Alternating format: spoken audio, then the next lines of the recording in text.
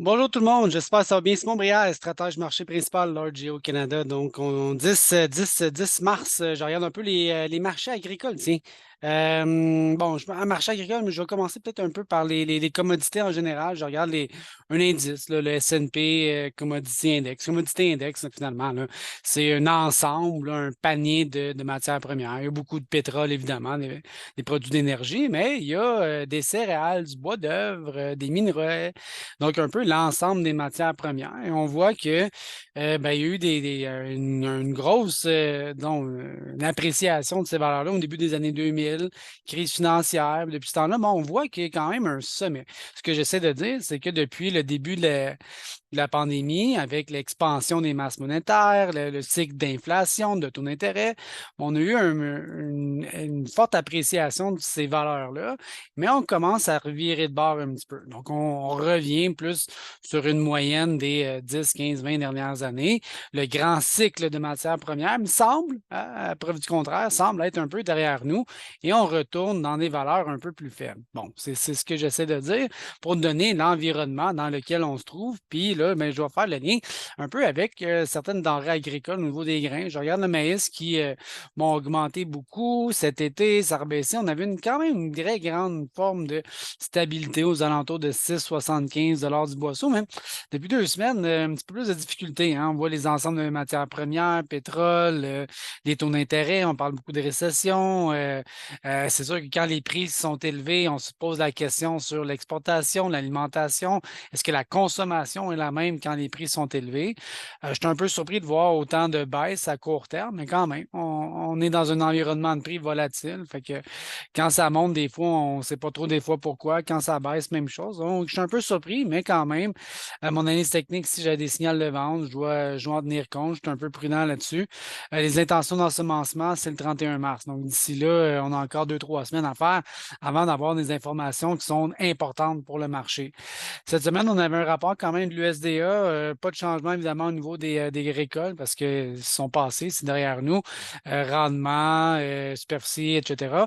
Un petit peu, comme je disais, de révision au niveau de l'export, moins d'exportation fait augmenter les stocks. Donc, c'est un élément qui est un peu négatif. Si j'ai plus d'inventaire, j'ai une abondance et c'est normal, cette abondance fait baisser les prix. Donc, le marché était un peu cohérent cette semaine dans cette fonction-là. Quand je regarde les inventaires de fin, ben oui, je suis encore dans un phénomène un peu serré. Donc, quand je parle d'inventaire de fin, ben, j'ai 1,3 milliard de boisseaux sur une consommation totale. Donc, mon ratio d'utilisation en fonction de mon prix, on est plus dans un état de pénurie, mais tranquillement, on sent que cette pénurie-là se transforme et se déplace un petit peu plus selon cette courbe-là. Donc, prudence.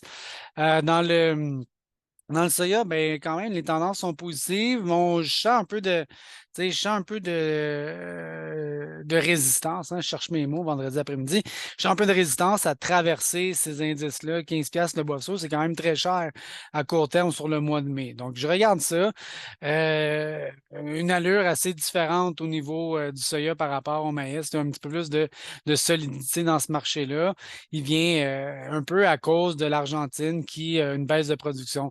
On était quasiment à 50 en début d'année. Ça fait juste baisser. On est rendu à 33 millions de tonnes. Donc, c'est quand même une importante baisse. Et si l'Argentine a moins de stock, bien naturellement, il va falloir aller le chercher un petit peu ailleurs. Et les États-Unis pourraient prendre plus de proportions sur le marché mondial dans les exportations. C'est ce qu'on me dit.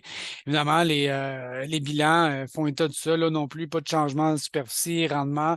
Un petit peu moins de crush, mais plus d'exportation. Finalement, les inventaires ont baissé de 225 à 210. On a quand même des inventaires, comme c'est habituellement, plutôt serrés. Les ratios d'utilisation entre 3 et 7 là, c'est quand même, c'est pas la première fois qu'on voit ça. Donc, les prix sont élevés en fonction des stocks. Tout est normal. Ce qui est rare vaut cher et le prix est en conséquence. Dans le blé, ben là, c'est une catastrophe. On est rendu en bas de 7 piastres. On était essentiellement, là, ça fait juste baisser depuis la folie de la guerre. Les résultats où les récoltes sont belles. Le le marché ne fait juste que baisser. On a une tendance qui est assez importante.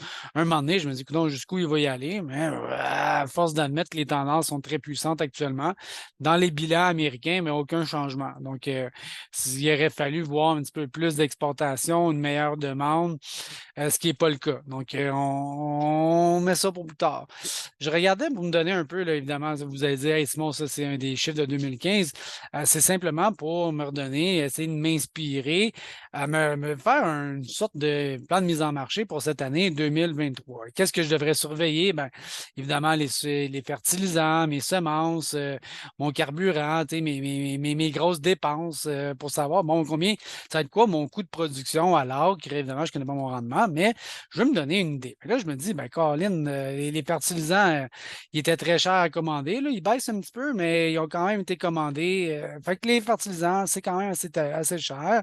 Je regarde au niveau du diesel, mais les cours du diesel commencent à baisser un petit peu, mais ils sont quand même très élevés comparativement aux dernières années. Les taux d'intérêt, c'est très important. Évidemment, l'intérêt sur le fonds de terre, la machinerie, les bâtisses, les paiements que la banque va vouloir faire rendus à l'automne va être très élevé. On n'est plus à 0 d'intérêt. Là. On est rendu à quasiment 5,67 sur les taux prime ici au Canada. Donc, c'est très important. Je dis ça parce que je me dis, je veux me donner un peu de perspective. Je m'attends à ce que le coût de production soit élevé. Est-ce que je vais semer du soya ou je vais semer du maïs? Le soya, le prix est quand même intéressant. Le prix du maïs a baissé. Donc, plus ça ici va monter, hein, mon ratio. Donc, si je prends des fèves à l'automne à 13 puis que je le divise par le prix du maïs à l'automne, puis j'utilise un ratio un sur l'autre, mais normalement, ici, je devrais dire, oh, c'était payant de semer du maïs. Oh, là, c'est un petit peu plus payant de semer de la fève. Enfin, je veux me donner une perspective parce que je ne veux pas faire d'erreur de mise en marché en me disant, cette année, moi, mon plus grand risque, c'est de mettre dans la terre des cultures qui coûtent cher à produire. Les semences, le fertilisant, l'intérêt, etc., les employés, la ferme, le diesel. Donc, je sais que ça va me coûter excessivement cher. Aujourd'hui, j'ai un prix qui est quand même intéressant. C'est rentable de vendre, mais je ne sais pas qu'est-ce qui va arriver cet été. Je n'ai pas envie de me ramasser à l'automne avec un prix qui vaut beaucoup moins cher, tandis que mon coût de production est excessivement élevé cette année. Donc, je vous laisse sur votre réflexion, puis ben, on se reparle plus tard, une autre fois. Merci, bonsoir et salut. Bonne fin de semaine.